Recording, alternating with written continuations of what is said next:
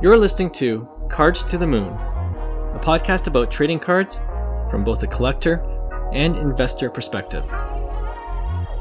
We hope you'll stick around for the ride as we take a deep dive into the state of the hobby, share some hot takes, hopefully some useful advice, and fun stories along the way. Hey guys, welcome back to Cards to the Moon. This is episode 171, and my name is Clark from 5Card Guys on Instagram and 5cardguys.com. With me as usual is Hyung of Integrity Sports Cards. This week, John is away, but he should be back as early as next week. We do, however, have a special guest with us on today's pod, and it's not his first time either on Cards to the Moon. If you're into hobby content, I would bet you've seen him already around on your social media feed, as he's been pretty active in the hobby this past year. His name is Denny, and you can find him on Instagram at Denny_cards. The last time he was on our pod, it was in April, and we have a lot to catch up on since then. So look forward to that chat. But first, off the top, Hyung, we talked about the MLB Debut Patch rookie autograph cards on the pod before. Well, in the past week, they revealed the actual look of the card, which has the debut patch prominently displayed in the center of the card. The autograph is below it with the one-of-one stamp in the corner, and then the date of the player's debut game is across the bottom. So I just want to get your initial thoughts on the card. Do you think this will be as big as the NBA Logo Man rookie auto chase that we see from basketball card collectors? What do you think? I think so. I think we talked about it on the pod, the first time the news came out. And I think there's going to be a huge demand for it, because I was thinking about it. I was like, what would be cool if you actually had a game patch jersey worn on the first debut? Right. You can't get any better than a rookie card in terms of that, right? Mm-hmm. And the fact that it's a one of one, I think it's going to be a massive, massive chase. And there was just I remember, I think it was on Slabstock's post. One person was asking, would you rather have a true red out of 5 auto first, or would you rather have this debut card? And I think Slabstocks, they literally kind of made it like an obvious comment saying, the debut patch. And right. I kind of agree with that. It's just super rare. And, just in general, I think it's cool to see, the product actually kind of come to life. This is the first time we've kind of seen Fanatics take over and see what they're capable of doing. So on that front, I think I'm pretty happy with the product itself, the chase. Yeah.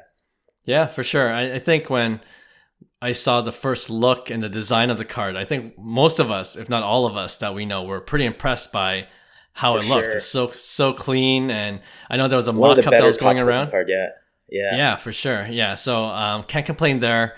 And I agree. I would even put it by the Superfractor. If you compare the Superfractor auto to this MLB debut patch, it's up there. Right. It's close. It's not even, it's not like, oh, this one wins by far, but it's equally as cool, and I think it'll be equally as coveted.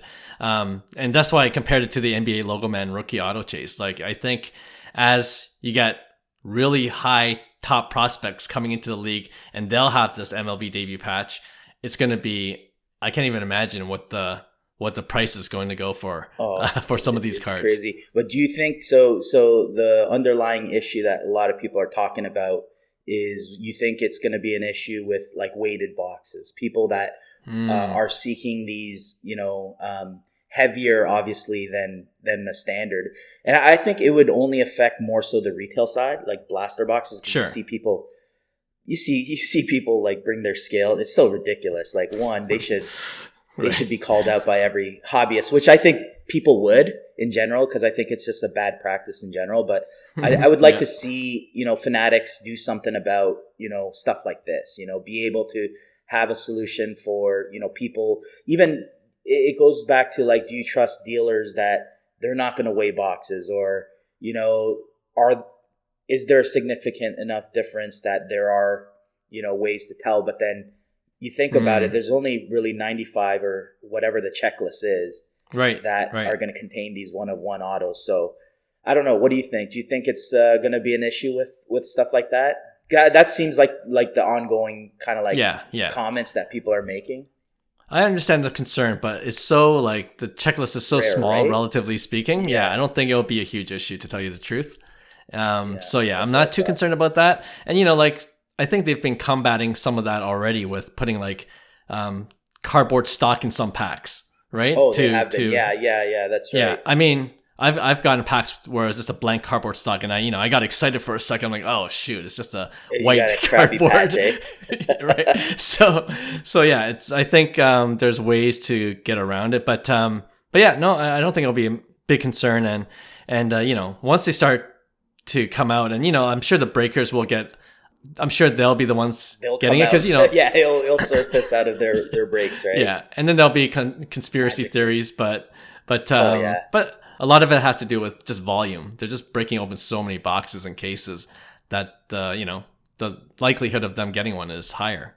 Yeah, right. No, I will say overall though, I'm pretty excited about this Topps Chrome update. I think it's a total different experience that I'm even seeing. I'm seeing basically Fanatics step up, just like we said, in terms of making the user experience of ripping a lot more desirable. And when I say that, is little stuff like, Topps Chrome update used to be just an update set of rookie cards that, didn't guarantee an auto in terms of, and there was only hobby box configurations.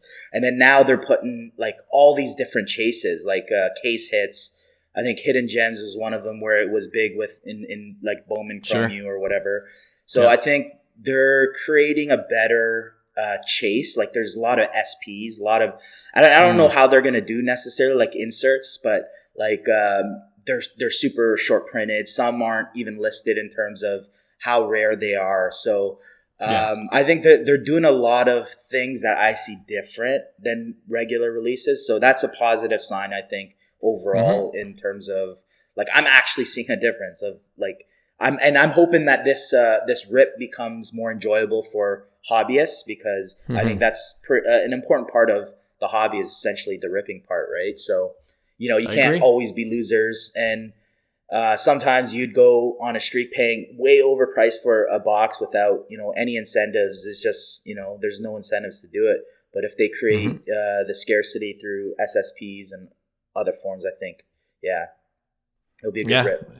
I'm excited. I agree 100%. So, and like you said, it's going to be in the Topps Chrome update, which comes out later this month. I think November 15 is the official date. And we're going to have to grab a couple hobby boxes to rip open and we'll film it and then see if we're lucky enough to get one of these MLB debut patches. All right, with that, let's now play our interview we had with Denny. Okay, so like we said off the top of the show, we have another special guest with us, and he's no stranger to the pod. Well, at this point, I don't think he's much of a stranger to anyone in the hobby world because he's been pushing out a ton of great content on social media, and we'll touch upon all the things he's been involved with, especially since April when we first caught up with him on Cards to the Moon. His name, of course, is Denny. He's a passionate collector, podcaster now, just like us. And yes, a fellow Korean brother from another mother.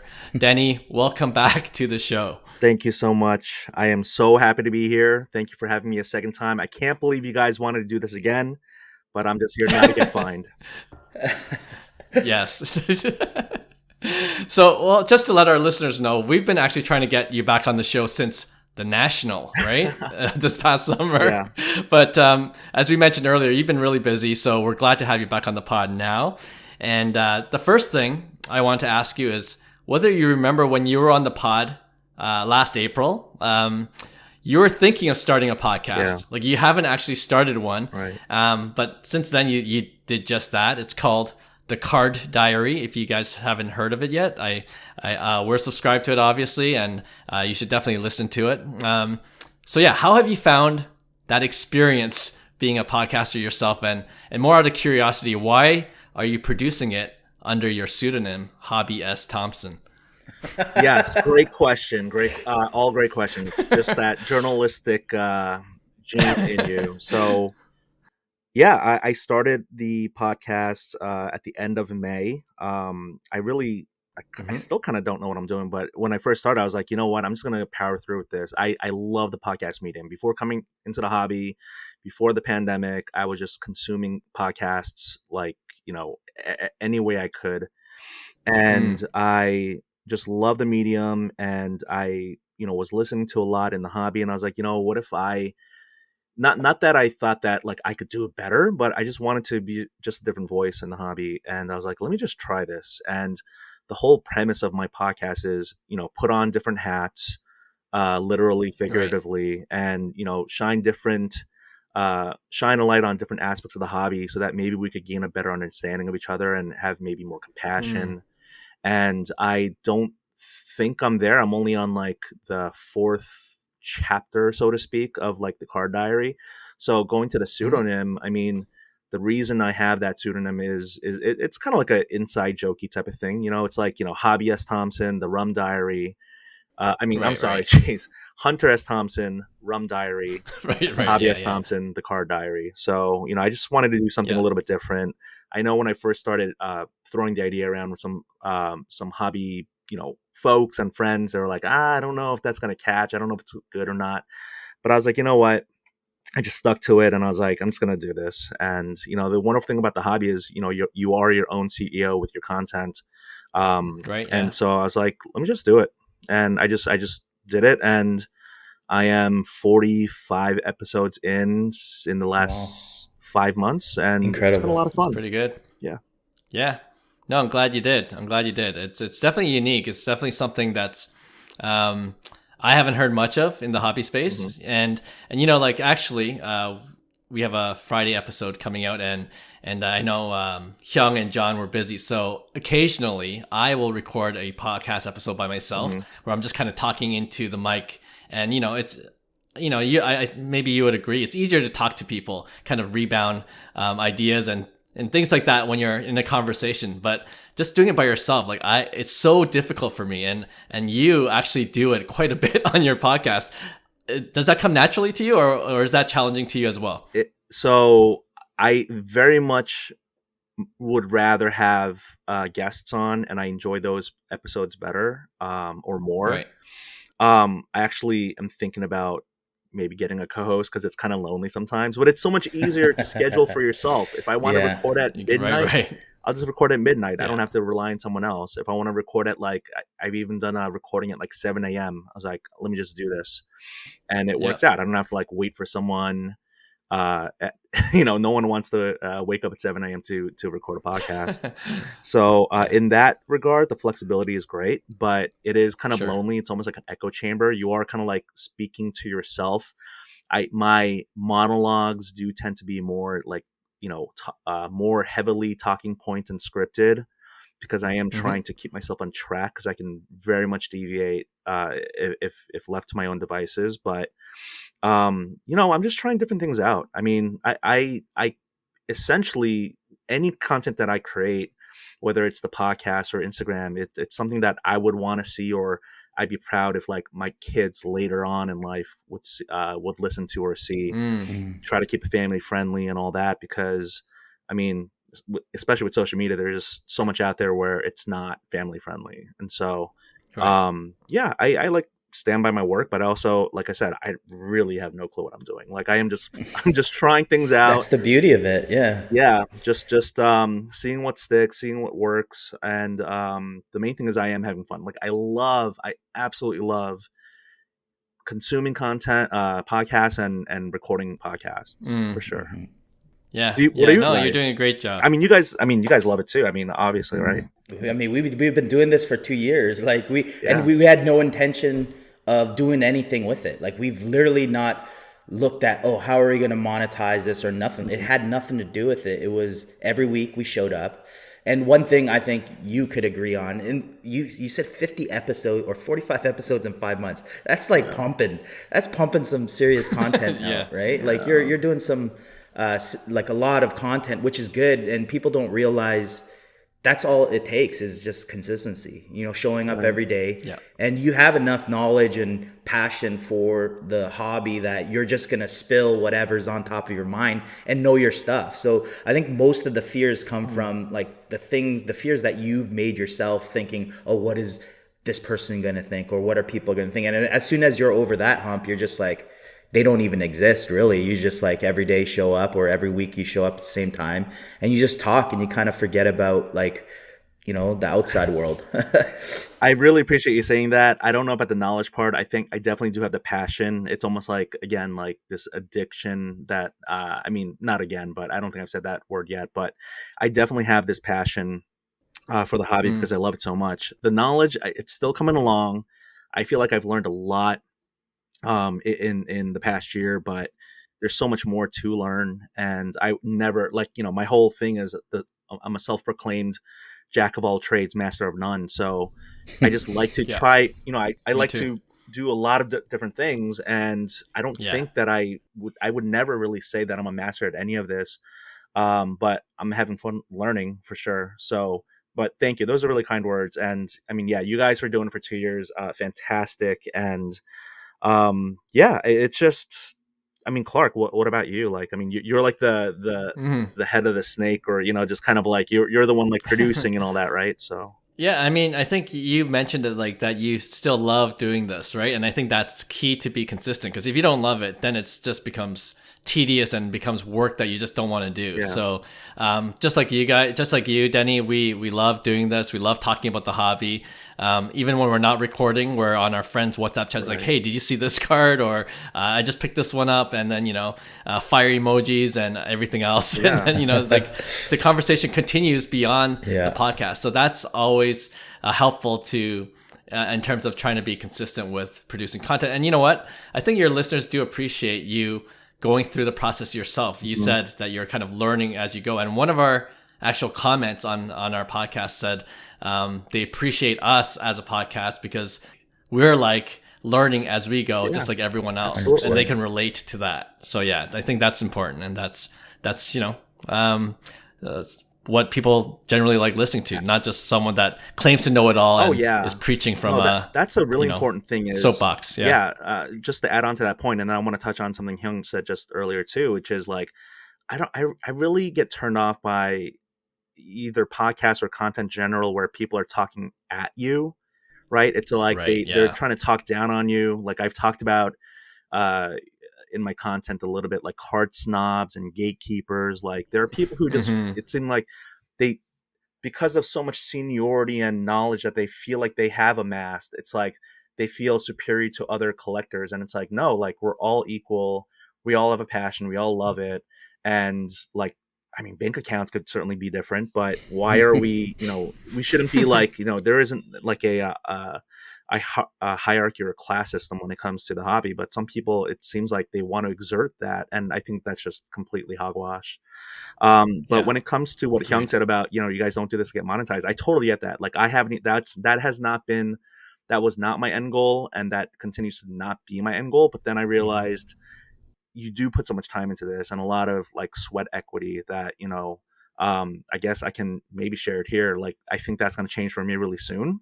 I may have one or two people lined up, and I would love to see if I can help you. Like, let's get my Korean brothers to eat some Korean barbecue. They need some kimbap. Let's get some bulgogi up in here. Let's get them fed. I love it. Yeah. So we'll talk offline about that. But man, it's like, some people get so crazy about, oh, I can't, you're a sellout, you do this, you do that. And it's like, someone recently told me, like, to even have a single opportunity come to you is like, you should feel so lucky because not everyone gets those opportunities, offered to them. So I was like, so, and then other people are like, oh, you missed your chance. You missed your boat after, the national. Cause what is it now? Like, 3 months after the national, and I didn't really do much with it.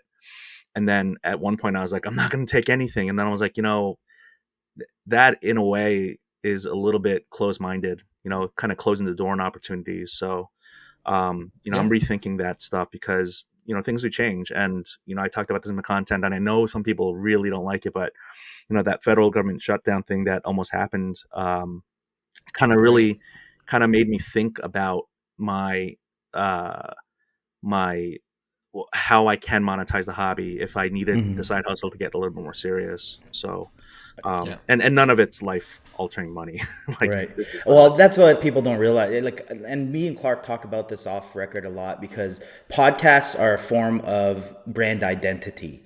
Like, Hmm. you're basically able to share what you know about whatever topic it is, and you get to be that, like you said, CEO of content creation. And I think that's the value of podcasts anyway in the marketing scene, whether you're in any industry, is the fact that you're creating long format content. It gives you a good idea of the character and kind of like the integrity that each individual holds because you're speaking to your audience every day. And I think the value of like a podcast is not necessarily face to face.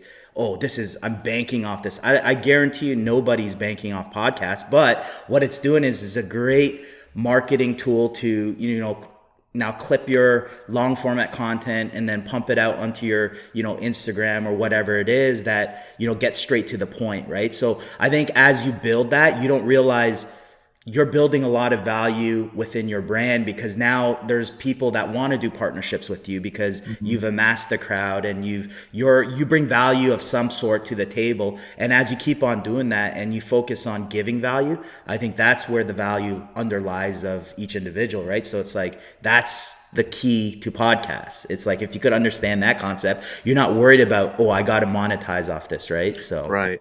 No, oh my gosh, Hyung, Yeah. I gotta like hire him as a hype man. He's like so good at this. He's like, I got you, all Denny. right, I I always love it. got you. Yeah. No, but when it comes to that whole part of what you said about like value adds, I've said this on my podcast too. Is like I know there are some people who are polarizing, or people they think that, oh, they're not good for the hobby, but Hmm. it's like I see what they do behind the scenes and off camera and all that, and I won't mention all the names and people, but it's just a concept of being a value add in the hobby, and I think a lot of people For sure. are value adds and can be even more value adds. But there are some people who, unfortunately, whether they're just not content creating or just creating content that, again, I don't want to do this whole like hobby positivity, hobby negativity. I want to get into all that stuff, but there are some people who I think are just value minuses to the hobby. They don't really Oh, bring anything that 100%. advances the ball forward, Absolutely. and 100%. I don't resonate with that. Well, you can't do anything about that. That's the Yep. thing, right? They choose to be that. And I think the majority of the hobby would agree, like they'd rather have someone who's positive about things and not hear the negatives of everything. So I think there's a collective whole in general that like agree with that, right? And I think the more people like stand up for what they believe in and it's all about that, I think those people get exposed even more, right? Because it's so Yeah. polarizing, right? So Yeah, yeah. And at the end of the day, it's not even about hobby positivity versus Mhm. negativity for me. It's more about, are they just being constructive at all? Constructive, right? I don't have to agree. You don't have to agree with me on every single point within the hobby. Mhm. But are we having constructive dialogue? Yeah. Trying to get to understand each other's side a little bit better. And in on my 5 card guys, there's always that's commenters. what I was gonna There's say. always a few. It's always the big peak and then the tank and then it's like, Clark, Yeah. why are you spreading this negativity? It's like, no, it's very informative information. It's like how you Yeah. take the Right. information is how you're receiving it, right? So Yeah. And just widen your perspective. Like, even if you look at the other people's comments, it's not just one way, like of thinking. Yeah. Like there are other people that think differently, and then maybe you can take a step back and say, oh, okay, I never thought about it this way. I've learned something, and let's go move forward together with this. So that's all I'm saying. That's all we Well, need more of in the hobby. yeah, I agree. And when it comes to the hobby, I'm sure you guys have heard of this, but the hobby is a microcosm of society, and of course, 100%. social media can be so Mm-hmm. polarizing. And to ask a mass of True. people to be open-minded is really tough on social media because everyone can be like a Right. keyboard warrior. But when it comes to what content that especially like the up and down that you guys have shown, it's almost like a Rorschach test, right? I mean, you see Mm, in it what you want to see. It's like exactly. right. Yeah. So I think it's Exactly. really it's interesting. I mean, again, like that's why I think I'm it's getting easier for me to receive the trollish behavior because I'm like, it's actually not at all about me, or Yeah. maybe 1%. It's about the Right. people who are making the comments, right? Right. And so people are like, well, you Yeah. got to receive criticism better, and it's like, yeah, but like think about the source where it's coming from. A source, a Yeah. place where someone is hurt inside or angry at the world or something. Like I don't want to just be like all of these people are like in their parents' basement and they're teenagers. Like some of the people who come after me are like in their 40s, and I'm like, you should know better, but they don't. So it's all Right. good though. Yeah. Oh my gosh, are we so derailed? Like Clark, are the That's No, trains? You know what? this is great content. I'm enjoying this. I'm just just sitting here listening, and I'm like, yeah, I feel you, Denny. I feel was you. I was expecting this from a Denny interview, but I have a few set of questions. We don't have to hit on everyone. Okay. Just in case you were having an off day, Denny, and you didn't Yeah. like saying much. Yeah. Oh, I God. always have backup questions, An right? off So day. so this is good though. I love how there's a free flow of conversation. Young in baseball, but you know what? there's no off days, right? Every day you got to get There your is it, but at-bats. I'll tell you what you do have. Yeah. You always have haters. You always have naysayers that are gonna put so much doubt in you, but then you realize they're just projecting what they feel about themselves. Exactly. And when you always remember that, it's like that. Those are the keyboard warriors at the end of the day. And it's not just the card market. Like we do marketing outside. We do a lot of marketing in baseball. Same thing. People are gonna always hate, but they're not doing really anything for themselves. So at the end of the day, if you're able to just get over that, you start appreciating, and then you want to give more value. So the more value you give in terms of your content, you're building that every day. So the beauty of it is you have proven track record, where the keyboard warriors, they could type all they want. They're known as that. And we have some of those on, our Instagram handles, but at the end of the day, it's like it is what it is, and you can't really control that, right? And it happens in every industry, is what I'm saying, right? Right. I think it's important to be the man or the woman in the arena, is the person who continuously creates over and over and over again. Always win. And Yeah. the good days and the bad days. Like I know right before we started recording, I seem so tired. I am, but like as soon as you press record, I'm like, I have this adrenaline rush and I'm ready and I'm excited. But we are human, and we just do our absolute best, and we just for me, it's like, so long as I'm having fun along the way, that's all that really matters. Because it really does fulfill me. Like this hobby is like, sounds so corny, but it's like chicken soup for the soul. Like if it really I like it that. really makes me feel good. So but yeah, so let's let the good times roll. But oh my gosh, I feel like we need some soju. Oh my goodness. Cheers, buddy. Well, you know what? Oh, you got some bourbon or something. Yeah. Well, we have to meet in person one day, and actually, this is a good segue to my next question, because on our podcast episode last week, it was just John and I that time, and we're talking about getting prepared for the Sports Card Expo, which is coming next week. It's the biggest card show here in Canada, and this is what I mean, where hopefully one day you'll be able to come across the border and join us in Toronto to appreciate the Sports Card Expo. It's in November and April every year. Yeah. Gosh, I really want to make it, but I'm banned from Canada. What? Just kidding. Is there a story behind that? You guys are actually. I thought you were gonna laugh and go, "Okay, that's crazy." No, I'm kidding. That's not actually true. I thought you were like 21 Savage, and Drake has to pull some strings to get you in. to Toronto. Yeah, I gotta. It was all that. It was all that really cheap medicine that I was just kind of like shuttling back and forth from Canada to the America. What is that one? Taking advantage of our free healthcare. Yeah, it's right. I think it's called like Love and Other Drugs, but it had Anne Hathaway and Jake Gyllenhaal, I think. But she was like bussing up senior citizens in a bus to Canada to get like, I don't know. Anyway, I'm just going on a complete tangent. now that's being derailed for sure.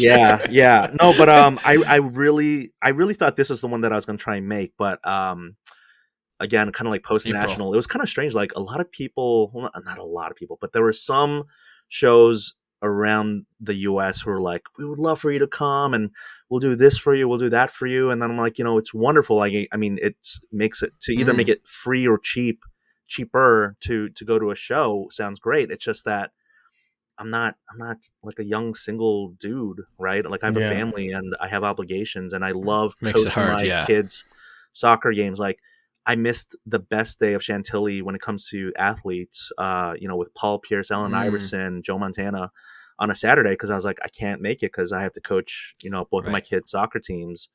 And when it comes to just my show schedule post national, it's like Chantilly was a couple of weeks ago, but I plan to go to the Philly show in December, Hmm. early December, and then Culture Collision in January. I'm eyeing too, and then there's other like shows in this area that I want to like deepen water the roots of my local scene area too. So Nice. once all of that is kind of intermingled, and uh Yeah. it's I couldn't make it, but my passport is up to date, and I really would love to come up there next year and see you guys in 2024. That'd be awesome. That'd be Yeah. awesome. And actually, that was my question. But before I asked you the question I had in mind, to your point about scheduling and being able to go to these shows, like we have the one at the Sports Card Expo that we were just talking about is next week, and Yeah. and I looked on my schedule, and like Friday is the only day I could possibly make it, and then I saw that my wife scheduled I have two boys. They have dentist Yeah. appointments, and I'm like, okay, I got to reschedule the dentist appointment. Yeah, that's that's reschedulable. So that's reschedulable. So I did that. But yeah, to your point, there are I can't go on Thursday, Saturday because of family obligations or friend obligations. But anyway, Totally. I know you've been able to go to these shows like Chantilly. I saw that on your Instagram, Just and, 45 you mentioned a couple of shows that you're Yeah. trying to make. What's the card scene like? Like especially after 2021 and 2022, where the hobby hype was like it was just crazy. People were buying everything. Mhm. I'm just wondering at the local shows that you go to, or the ones that are closer to you, how would you describe the scene at these card shows? I mean, I'll be honest with you. I've never been to Dallas. I hear they have a great series of Dallas card shows. Burbank's coming Same. up on the scene. Florida's got its own like, Mm, great thing happening there with like Hobby Slam and the West, not Palm Beach, the right. Palm Beach show and all that stuff. So, and the Northeast, I mean, the Boston area, the greater Boston area, and like New York and New Jersey, Yep. and all that. I really think that, how do I say this? I don't have enough experience to compare it to everywhere else, but I just feel, just based on what I'm seeing on Instagram, I really would love to. I think that we have a really strong card scene in the DMV. DMV stands for DC, Maryland, Virginia. And Yep. I would love to shine a light more on this area, because I think we have maybe one of the best card scenes in the aggregate in the country. And Nice. so, yeah, Chantilly, that was an easy one for me because I was only 45 minutes away from my house without traffic. But again, just like, I went Friday, couldn't go Saturday, and then I went Sunday, and just had a blast, made the most of it. Everything, anytime there's like an issue, I just try to make lemonade out of lemons type of thing.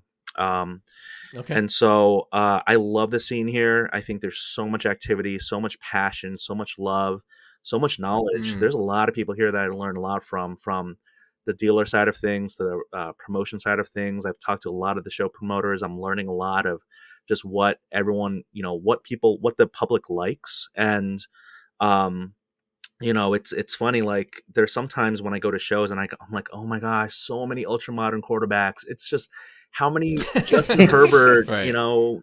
cards can I see without my eyes bleeding? But I think you do have to kind of wade through that to kind of get to that quieter dealer who is actually really, Interesting. maybe introverted, but is really putting themselves out there to like try to sell their cards. And that person maybe has more diverse cards. And I love talking to dealers here, small shows, regional shows.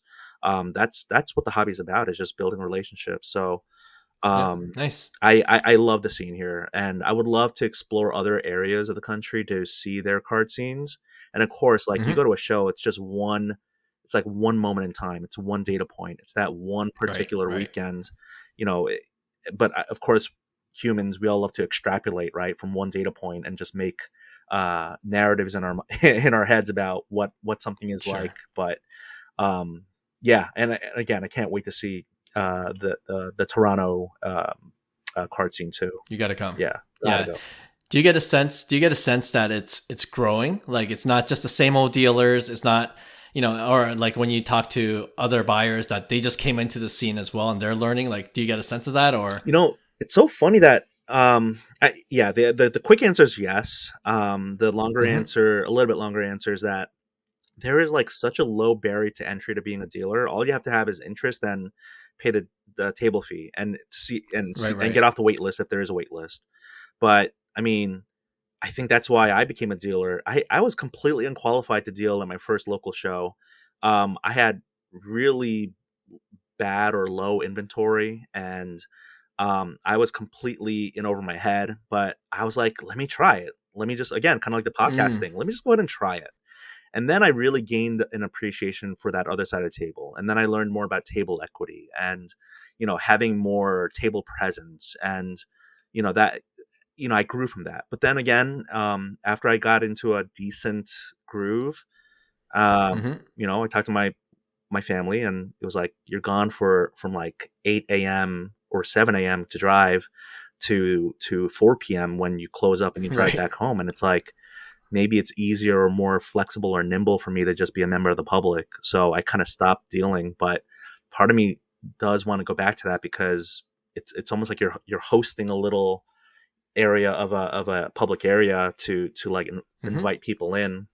And I love that aspect of it. So, I'm definitely going to deal. It's just just not going to be at the frequency that I want to, or that I think would be enough to get good at it, but that hasn't stopped me from doing anything. So yeah, I mean, I think Hyung could speak to that too.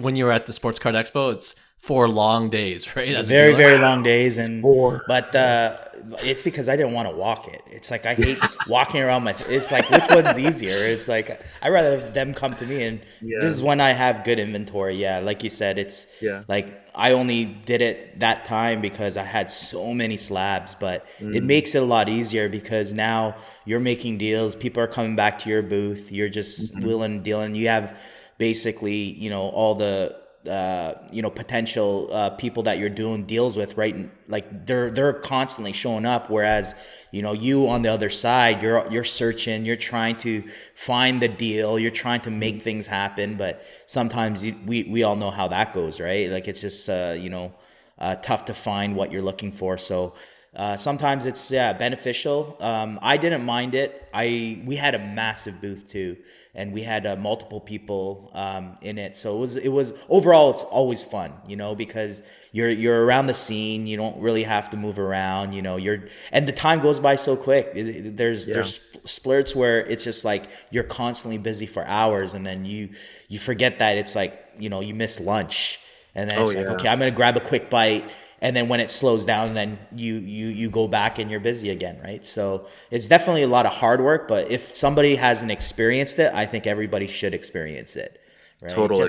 Just because, like you said, it's that easy. You just literally go and do it and pay the dues. You probably could get that money back if you're smart with, your inventory and stuff, right? So like there's a lot of benefits to it, and I think the experience is the most invaluable. Yeah.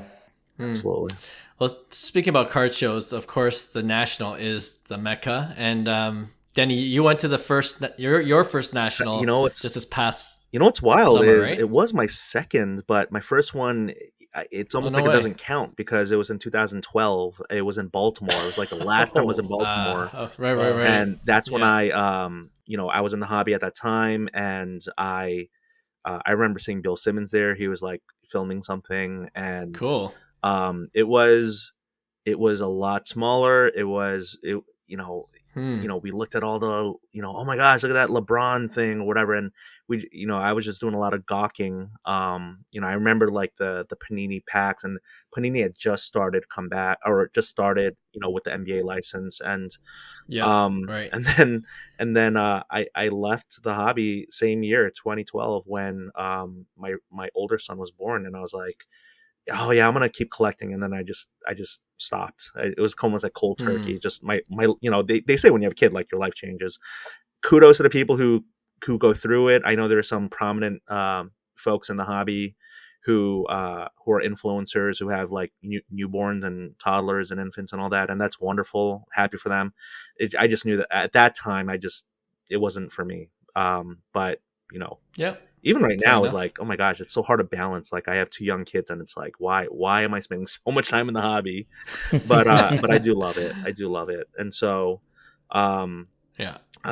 so it was my second, but for all intents and purposes, Okay. it was my first one in 11 years, right? So Right. How'd you find it? Like, was it overwhelming? That's oh my that's what we hear gosh, a lot when we talk to people that went. drinking It's water through overwhelming. a fire hose, man. I mean, talking about time flying by, I felt Right. like my feet were hurting from so much walking, blisters on my feet. Thankfully Oof. my back held up. Like I was like, thank goodness I didn't like, have like a sore back or, my knees going out or whatever, but it was a lot of walking. Hmm. I just kind of like basically went wherever if I was with a small group, we just went here, and then like, meet up with some other folks, and then, hey, I'll catch up with you guys later, go here, go there. And it's kind of strange. Like, I mean, I had some ideas of what I wanted to do or cards I wanted to find, and I just went wherever the wind took me, and I just had so much fun. Just again, kind of like being open to that, being flexible and open minded to the possibilities of what might come my way, and Mm, that was cool. really a lot of fun. But also by Friday, I felt super like drained and emotional and tired and all that. But Right. it was so much fun though. It really was. Okay. Well, we got it. Like we always say, we have to make This year, our way. Clark. Where's the next one? This year. Where? Yeah, let's do it. Yeah. Cleveland, Where's the next one? It's in Cleveland. Okay. yeah. Yeah, that's doable. It's doable. So yeah, Is it drivable? Oh I don't yeah, know. it's Like, 4.5 hours for us. get out of Cleveland. here. 5 hours, yeah. is But it? I'd probably still Nothing. fly. Okay. You said so fly. Same. Come on, guys. Yeah. What are I we don't know. talking- I don't know if I'm gonna drive. Like, Yeah, I'm flying for sure if we go. But That's awesome. yeah. Uh, Well, if you're there, maybe we'll meet you. I mean, meet you at that. we got to then. make it I- a point. We got to go. I don't Yeah, foresee we how do. I won't, because it was so much fun. I just, but like again, like I feel like my content at that time, I think we're all still just trying to find ourselves and, Hmm. just get into grooves. But yeah, I definitely don't, I don't know. I feel more like I want to give more love and attention to my local scene, but national was where like I came onto the zeitgeist of the hobby, and people were Mm. like, "Who is this guy?" And I'm like, "Oh, I don't, like, why is he so fat?" and all this stuff. And I was like, "I don't know. I love Korean barbecue. What can I say?" So no, I mean, Yeah. kidding aside, like, I mean, it was so much fun. And I think what I loved about creating content for that national was like I didn't edit anything. I recorded a video and I just put it right up. And I think Mm, people right. like that because like people, nothing against the people, like, huge props and kudos to the people who edit vlogs and take a long time to like make sure everything looks great and perfect. And I'm just like, again, flying by the seat of my pants. I don't know what I'm doing. I'm just having fun, and I just wanted people who couldn't make it to just vicariously live through my That's stuff, what to we just be do. like, Yeah, Yeah, for I sure. feel like I'm absolutely. there. I can smell the farts in the Mhm. air. Yeah, yeah. Yeah, no, you know what, I'm one of those guys that really appreciate your content during Thank, the national. thank you. Yeah, that definitely, lived through you for sure. I wanted to also ask you, like on the theme of just trying different Yeah, things, and you're kind of the poster boy for yeah. that, right? Well, within this podcast episode, Thank you. anyways. One of the things I was really impressed by was that you actually hosted and organized a trade night in your hometown, right? Yeah. And I thought that was really impressive, and I have so many questions like, Mm, why did you want to host one? How much work was involved? mm. How did it go? And would you do it again? I'll start maybe reverse from the last question. I would love to do it again. I just don't know when. Mainly because it does Hmm, take some time, and time is just such a valuable commodity, and I can barely get, sure.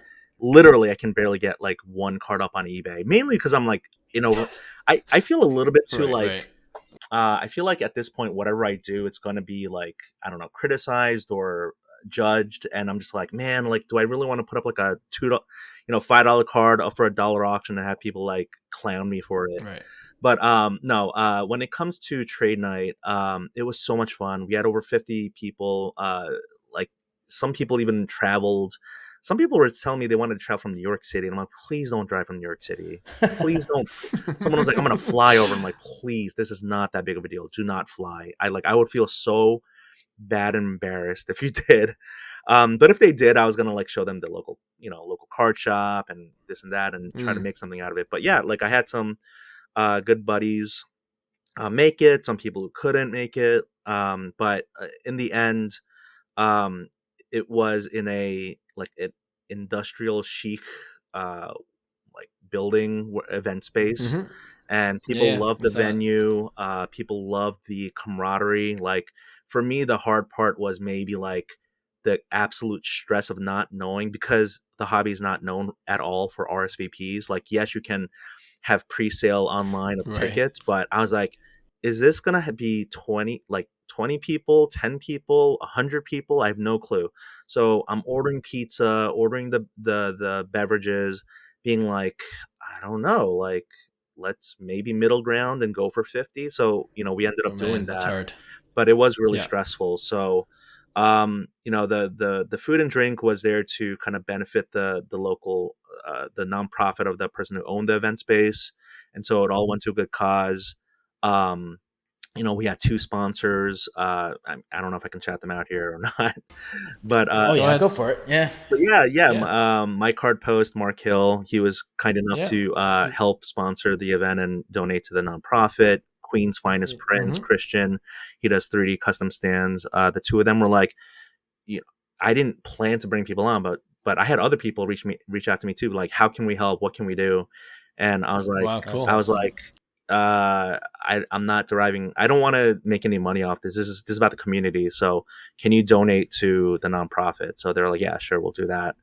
But Awesome. ultimately, um, it was it wasn't like super hard. I think it's doable. Like again, you have to find an event space that preferably ideally would be like free. So there wasn't like Mm-hmm. overhead. But and then even the food and drink, that was like an optional thing. I did take some pizza home with me, and I was like, this is I haven't eaten anything all night. Um, but Yeah. no, but it was I forget what the other one or two questions were, but I would absolutely do it again. It wasn't that hard, but it definitely took some time. And also, I think you do have to have a decent enough. I'm not saying I have a great reputation, but like people know me. People like it wasn't Sure. just Instagram. Like I reached out to people, the local card scene, and Yeah. I definitely I didn't spend money promoting it. I didn't put Instagram ads or boost posts, but maybe in the future I should try to think about that. But I really just wanted to just have one data point. Can this work? And Mm. uh the resounding response from everyone was, love this, when's the next one? And I'm like, thank Nice. you, I don't know when. Right, right. No, that's amazing. Yeah. Yeah, that's amazing. I want to also just briefly touch back on your podcast because as I was going through it, you did a mini series called Meet the Graders, Yeah, which was really interesting to listen to. thank And you. we know grading is a big part of the hobby. Some people hate it, some people think Hmm. we just need it. Hmm. And you even interviewed like lesser known grading Yeah. companies like Yes. AGS, Robo Yep. Grading, Yep. Card Boss, and of course we know CGC Hmm. Grading, as well as a rep from GemRate, which I'm on their website all the time. He's so I'm good. wondering, Yeah. yeah, that he's knowledgeable. What's one or two things you learned through that series about grading that maybe most collectors don't really know, or Oh, or don't. you know what I mean? Like anything surprised you while you're doing these interviews? Uh, wow. There's like so much, and yet I don't even know where to begin. I learned so much from that series. I really just learning the different stages of the grading process. Like I know PSA and other places they'll maybe it's almost like that Domino's pizza tracker. Like where are you in the Right, right, right. process? But when the AGS gentleman came on and just Mm-hmm. broke it down and really like deep dived into that, and I was learning different lingo, and just kind of like I was like really impressed by that, and I was like I really appreciated, because like I never want to like ask someone something so uncomfortable that they feel like I'm ambushing them or something like that, right? So Hmm. I didn't want to ask for any secret sauce stuff, but if they were willing to kind of share it, please share what you'd like to. And I was really impressed by how much folks are willing to divulge about what goes on in their company and the transparency. And Hmm. when it comes to I mean, I knew this was going to happen, but like just humanizing the actual graders, just knowing, I guess the question that I had was for two of the people who were actual graders and not just the presidents or like the directors. Mm. Right. Right. Does a bad day affect your grading? And they're like Mm. any professional, right? Like Hyung, like with baseball, right? Like you a professional knows how to keep the personal life and the professional life separate. I Like yell at kids all the time. No, I'm joking. so but like yeah, like we all kind of do this whole, oh yeah, they had a bad day so you got a bad grade, but it's Yeah. like that really Right. kind of belies the professionalism of these graders. Like Mm. they are professionals, they get paid. I mean, that's a whole nother thing we talk about, like, the actual wages of some of the, newer graders and all that, but like they get paid to do their job and they take pride in their professionalism. And so that doesn't surprise me. Right. It should surprise other people because, again, you still see that narrative in comment Right. Yeah, for sections on sure. Instagram, right? Or social media. All the Bad time. grade, Yeah. bad day, bad day, bad Sorry, day. I might have been a suspect there with PSA, so I apologize, Jenny. PSA 7 graders. Yeah. Had a really bad day that day. Yeah. Really, Yeah. yes. Well, I No, mean, that narrative persists all the time for sure. I mean, look, if I agree. if their bad day consisted of staring at the sun and burning their retinas, yeah, then that does affect their ability to Yeah. grade. Right, makes sense.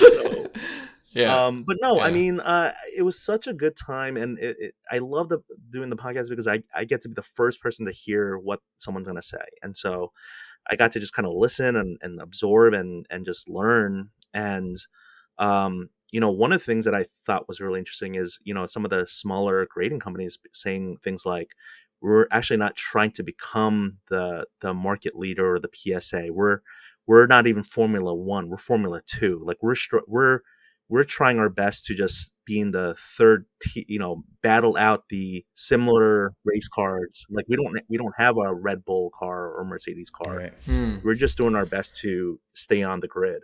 And I thought that was really interesting. Yeah. No, I learned a lot through that series for sure. And, that's why I like your podcast, because you think of these ideas where no one's really explored, that part of the hobby. Yeah, And thanks. it's always cool to see. Thank you. I think yeah, from an unbiased perspective, you think that's why when it comes to hobby content, I look at value. Like, what are people like consuming? What is insightful?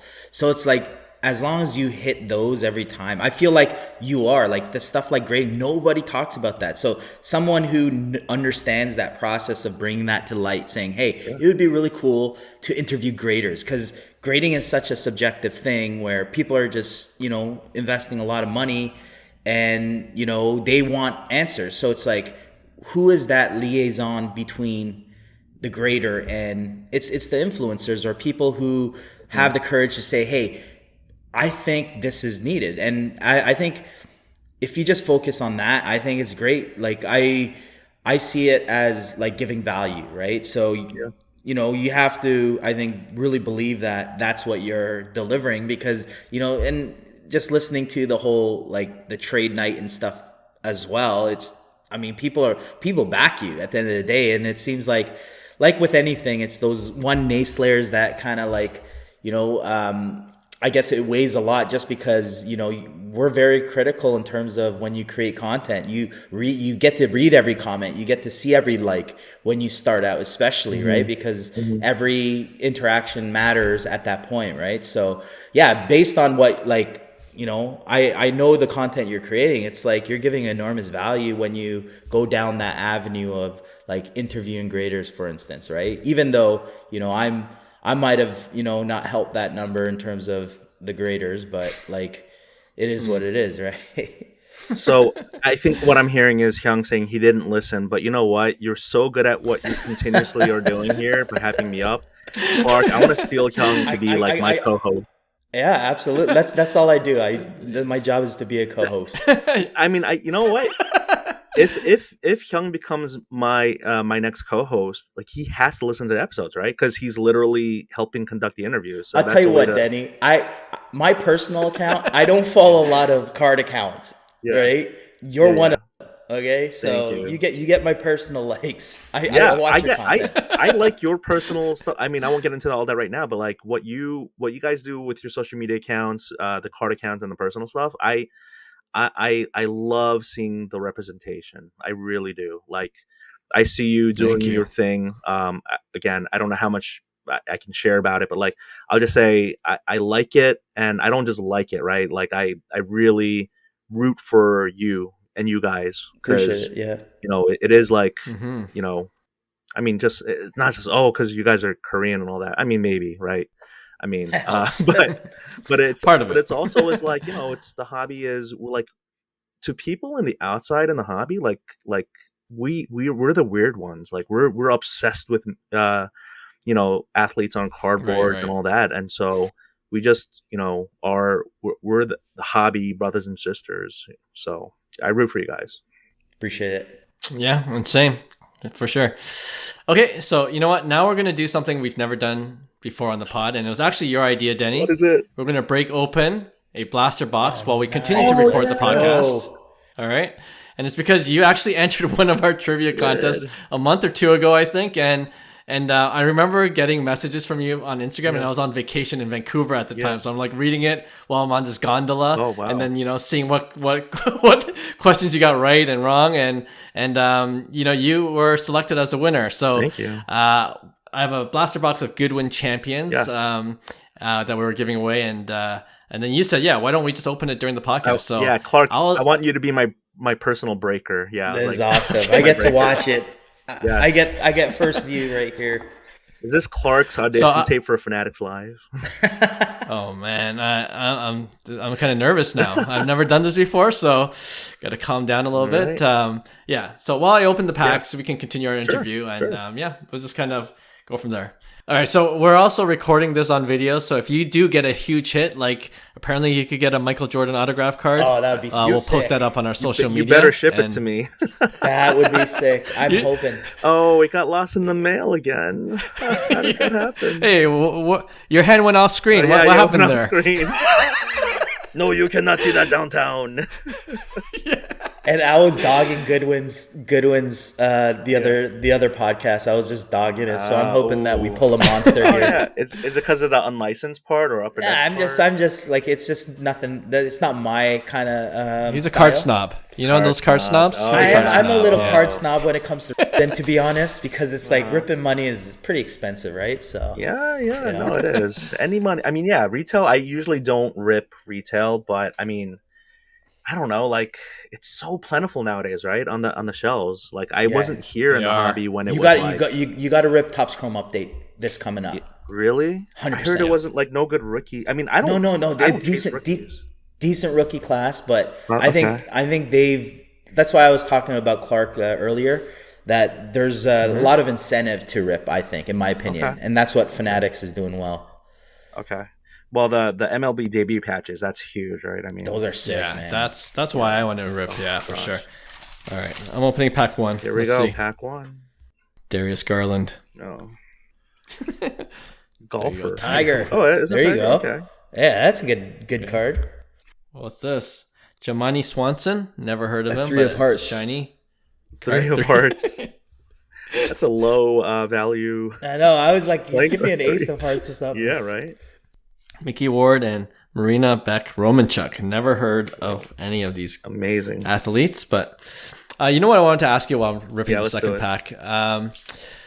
You did a recent episode called "The Hobby Is Not a Casino," right? Yes. And now that I'm breaking these packs open, I just want to get your thoughts on breaking in general. You know, some say it's gambling, and I know, you know, hey.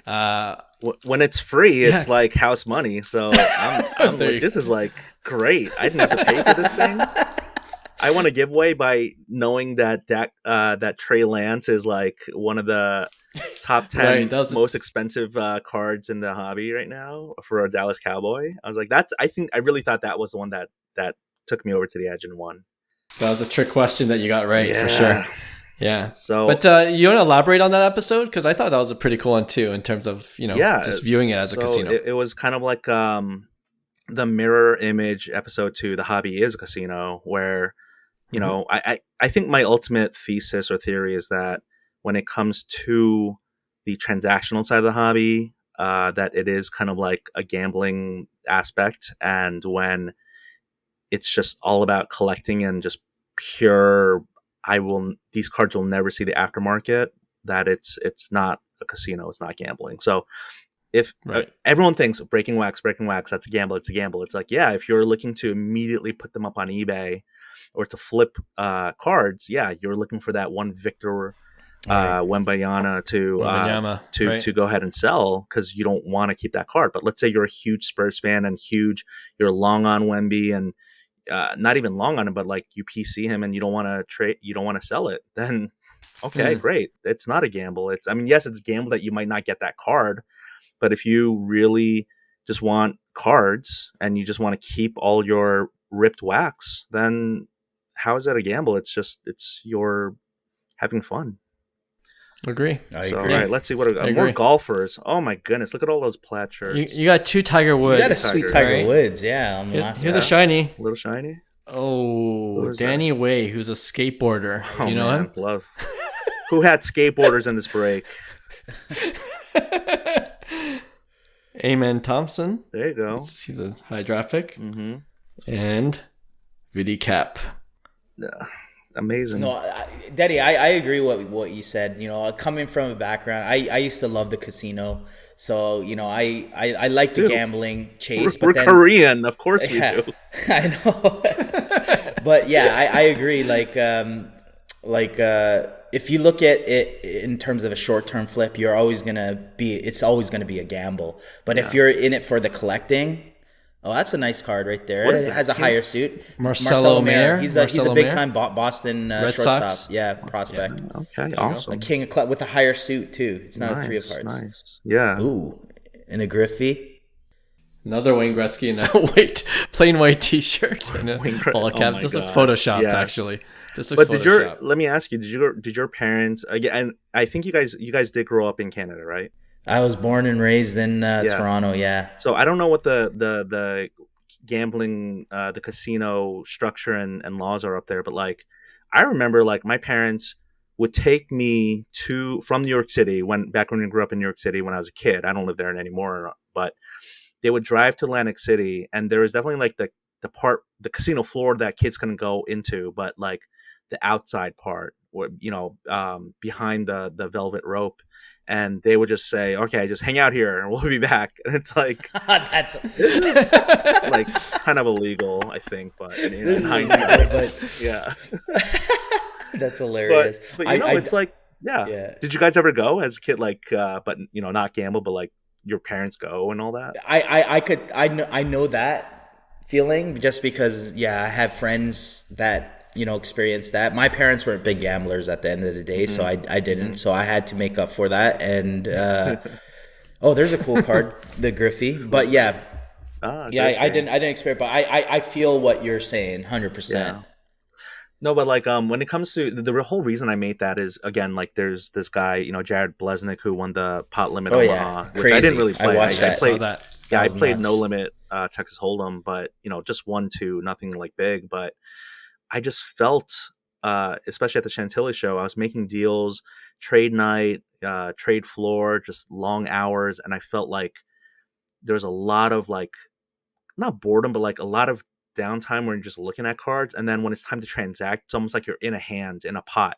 And you're like, are you going to make the right moves? Are you going to say the right thing? Are you going to bluff? Or is someone going to catch your bluff? Or are you going to catch their bluff? And and so it's almost like I almost felt like I don't like content where it's like who won this trade and like A side, B side, or like you want everyone to be happy and just have some sort of like feeling of, oh, it was a compromise, or both sides are happy. But I just felt very kind of like it was like poker when I was younger. It's like the more you're good at this and the more hands you're in a pot. Oh, there's MJ. Is that Michael numbered? Jordan.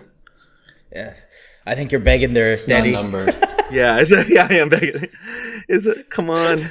It's not numbered. One of one.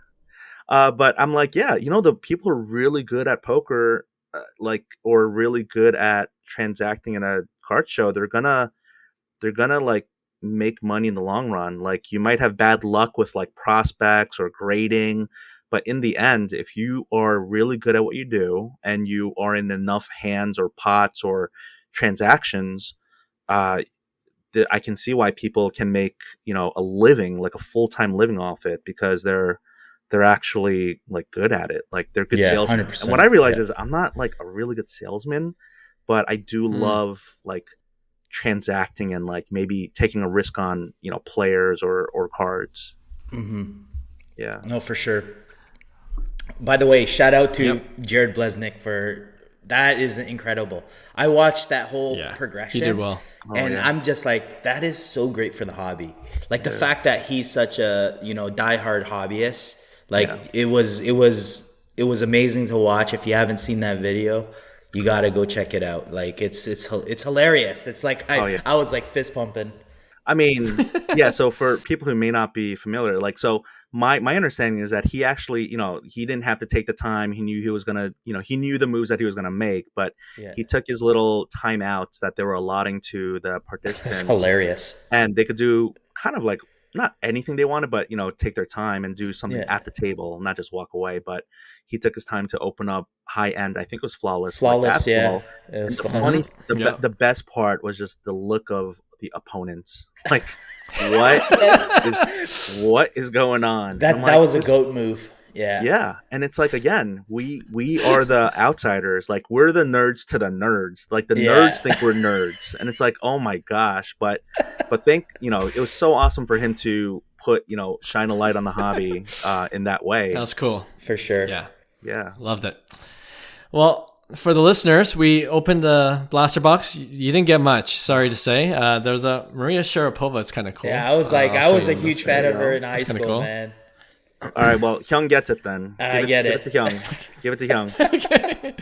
There you go, Hyung. Yeah. Hyung's the winner tonight. Hyung wins it. Wait, it's not numbered one, right? No, you're begging. Then you can have it. It's a blaster. Yeah, not numbered. Yeah. And Ben Simmons, he might make a comeback. Did you have all the cards on screen at all times, Clark? I don't know. You know what? There's one. You know what? There's one point where I took one pack off screen and then I realized I did that. And I put it right back on screen. That looks really fishy, I know. So I don't know if I'm gonna make it on Fanatics Live just for that big mistake. That's awesome. But you can trust me. Thanks for doing that. I feel bad. Like, no, it was fun. Even shipping is. I don't even know how all the I mean, who knows? It might take a month for the cards to get to me. But no, I appreciate you doing that. Thank you for running the giveaway. And I don't know, like, don't ship the cards. Maybe I'll get them from you when I see you next time in person or I'll something. Hold them. Yeah, like I don't want you to have to I'll ship them. I feel so bad about that. I don't mind, but yeah, but anything you want. But no, thank you.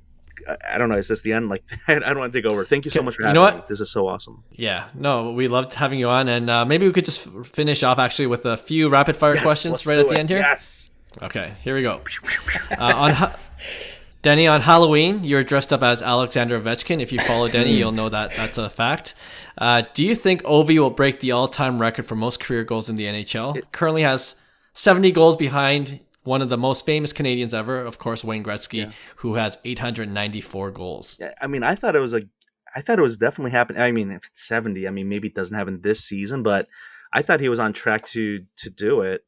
I mean, who knows with injuries, right? I mean, that's the big thing. But no, I mean, he's gonna get it, and his card's gonna jump. So I gotta buy a ton of not Gretzky, buy a ton of Ovechkin, and right. But no, it's gonna be terrific. I mean, again, you think about people who like just stay in one team. It's so unheard of, right? In any of these sports.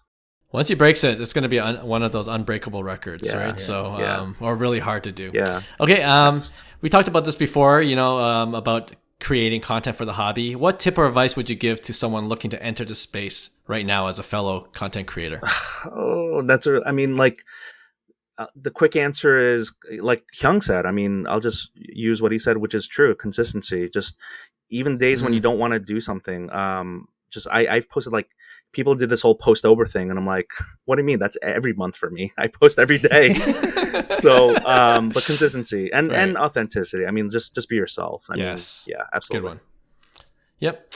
We talked about Victor Wembanyama as well. Are you buying the hype on Wemby? I do not own a single Wemby card, mainly because it would be nice for the market to kind of cool off and then buy. But I buy the hype in him as a player, but maybe not his cards, because it's baked in so much. I get it. But I mean, from a defensive standpoint, oh my gosh, crazy. Like that block on Jabari Smith was so good. Yeah. I loved it. Yeah, I'm with you. Are you currently chasing any personal Grail cards at the moment? Grail cards? I mean, there are always cards there's so many cards in the world, and so many that I want to buy and all that stuff. I was eyeing like a hot numbers Jordan, that lenticular, the classic 90s type of thing. The Jordan I might have to level up to that. So that is a Grail card that I would love to get. I was nice. Actually eyeing that at National. And then,